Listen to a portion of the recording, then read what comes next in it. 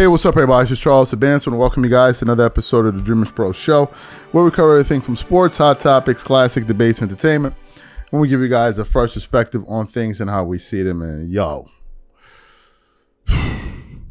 Stephen A. Smith dropped an atomic bomb on Jason Whitlock last night, and we about to talk about it. But before we get into it, please make sure you like the video and subscribe to the channel, man. So, yo, yesterday was pretty crazy, right? So Stephen A., as you guys know, him and Jason Whitlock have been having this back and forth for some years now, right?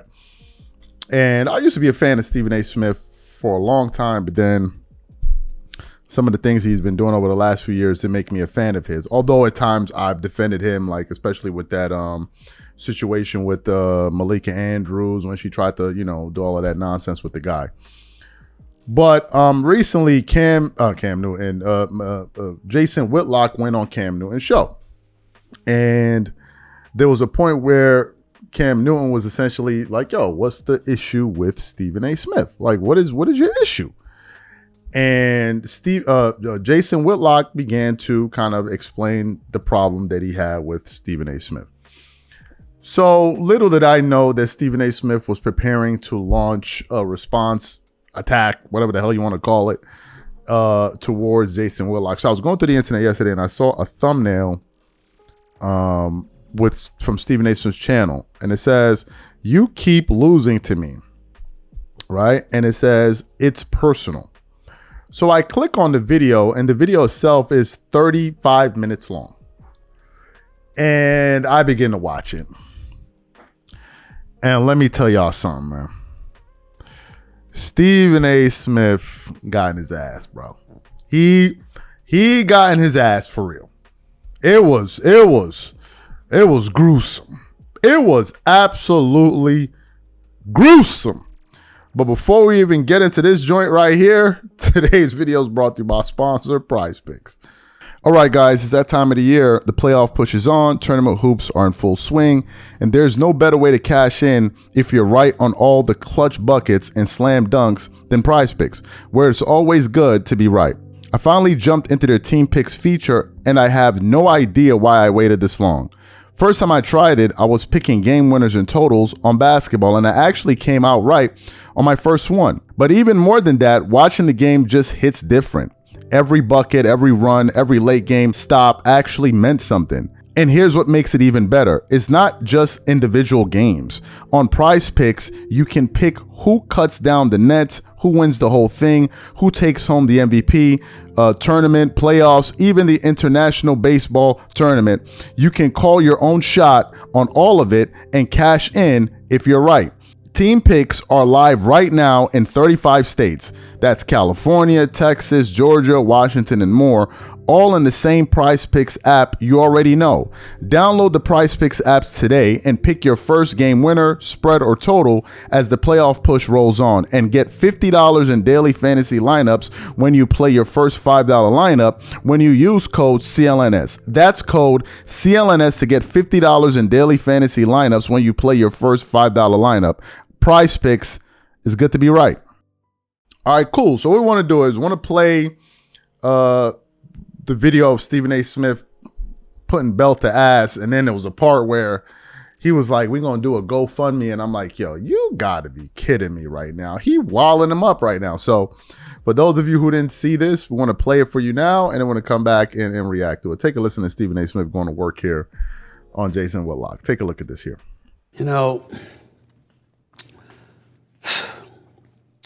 I got up because I wanted to sit in front of the camera, and I wanted to make sure he looked at a suit he never has a snowball's chance in wearing. You're somebody that was critical of Cam Newton, along with numerous other people in the past. You were talking about how they dressed and how they looked and all of this other stuff. And I'm sitting there thinking about the cruelty that you exercise when you talk about so many people. And for some reason, it escaped me what the real problem is until I saw you on Cam Newton. Before, I just thought you were evil, bro. I just thought you were evil. But you're jealous Because you see, the career that you say that I have that's fraudulent, no wonder you keep going back to 40 years ago when I was playing basketball in high school and I tried to play in college. I've been the first to tell anybody, please, I couldn't shine these players' shoes. How does it feel to know, Jason, that you're still not better than me? You have never heard me say what I'm about to say about anybody in this business, because I don't talk about my colleagues and my contemporaries that way. I want everybody to get theirs, but I have whipped your ass. You're a columnist, I'm a columnist. You're a New York Times bestseller? No, you're not, but I am. Television ratings on ESPN, we're approaching 14 consecutive years of being #1 in the mornings. You don't have a job. Fox don't want you. ESPN don't want you. None of the networks, ABC, CBS, NBC, Fox, they don't want you. And what nobody has echoed or has come close to echoing other than Emmanuel Acho, who deserves all the credit in the world for bringing this up, is how you lean on Christianity. Why is that relevant? Because that's what the Blaze Network does, or the Blaze Media. It's conservative, leaning, religion and stuff like that. That's what they do. You're doing it because you're doing what's politically expedient so you can keep a job. How do we know this? Because how else would you watch me so much? Why do you know every little thing I do? Do you understand, Jason Whitlock, that you have done the equivalent of literally getting on your knees right in front of me? That's how desperate you sound, talking about me all the time. In this profession, I have whipped your ass. You can't touch me, bro. There's levels to this, and you ain't on it. I got up and walked around studio, not just to show off my suit and the relatively decent shape that I'm in, but because you never move from your seat, you don't want people to see you with your walrus-looking ass self. All you do is talk about people. You stopped covering sports a long time ago. You just talk about people who cover it. Because it ensures that you don't have to go to games, you don't have to communicate with people, and you don't have to be confronted by the people that you mess with outside of this business. You tell them how you slide a tape recorder under Allen Iverson's hotel door when you try to listen to those conversations. You tell them that? You tell them how many of us in the industry that you went to bosses and tried to undermine us to prevent us from getting paid? You talk about how many careers you've tried to squash? No, you don't talk about that. You say, I'm doing God's work. I don't care what people think. It's about me and him.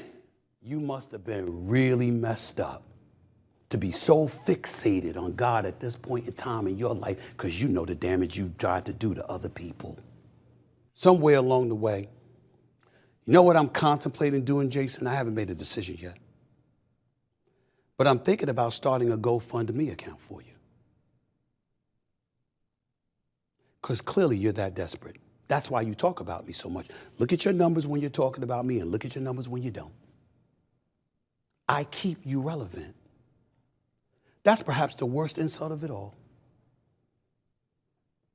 Fat Bastard Lock.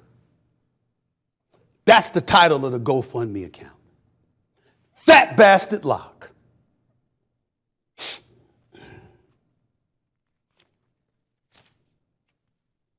That's for you, my brother. Contrary to what you're willing to tell Blaze Media, you used to do that a lot, didn't you? After all, that's the only chance you had of getting some. Needless to say, probably didn't work for you either. Because if anybody needs something, it's you. So you saw it. Son, that was brutal. That right there was brutal. He had me laughing all throughout the video. talking about you walrus and this and this and this and this. I'm like, what are my thoughts about this? These guys are clearly not fans of one another. I don't even think Stephen A. Smith like me, by the way, but it's cool. I don't care. But these guys are not fans of one another. I mean, it's clear. And as I'm speaking right now, Jason Whitlock is doing a rebuttal show towards Stephen A. Smith. If I'm looking at it from Stephen A. Smith's standpoint, I can understand his frustration. Because after a while, it must be annoying with the personal attacks, right? I don't know Stephen A. Smith. I've never met Stephen A. Smith. The only things I've gone at him for are the things he said and some of the things that he's done to like players like Kwame Brown and the antics and the political stuff. But I don't know him. So you've never heard me say like, oh, Stephen A. Smith did such. I don't know the dude. I think he's an egomaniac. I think that's why him and LeBron don't get along, because both of them are egomaniacs. And when you run into these people, run into each other, this is what you get. But I don't know him. Jason, on the other hand, was getting that dude. Right? He been getting at him for a minute. And Stephen A., for like, I think this is what, the third time, just kind of let it off the leash. He was even talking about how much money he's making at the Blaze and all that. And I don't know how much money these people make. I'm going to assume everybody's doing fine. Maybe some are doing better than others. That's my basic assumption of things. You could see he stopped just short of saying like, I got more money than you. I could tell he wanted to go there, but he kind of caught himself. I think he felt like that would have been taking it a step too far, but you could see that he wants to go, that he wanted to go there. In terms of Jason Whitlock pissing off people, man,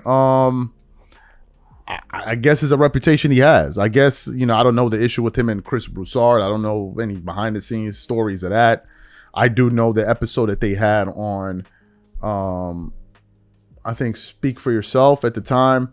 It was him, Chris Broussard. I think Marcellus Wiley was on the panel too, where they were talking about LeBron's home being vandalized.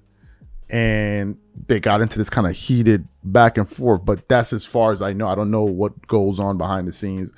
I don't know anything. I'm just kind of reacting to it. But Stephen A. Smith went to town, man. He went to town. He really, really, really, really, really went to town on him. And, that's their beef. I'm just reacting to it. These are my thoughts. Whatever you guys think, please leave your thoughts in the comments, and we catch you on the next show, and I'm out. Peace.